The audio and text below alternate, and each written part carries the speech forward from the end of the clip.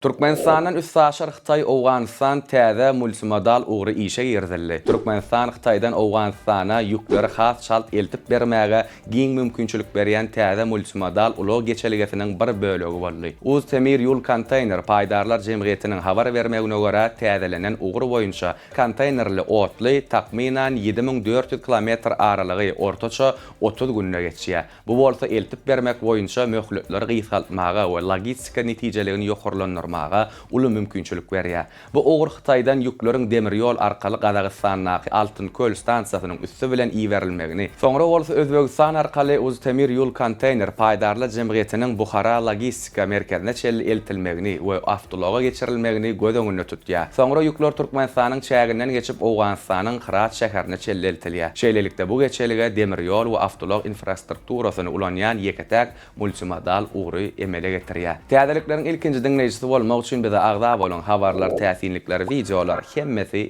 bir ýerde. Türkmen portalla biziň bilen galyň.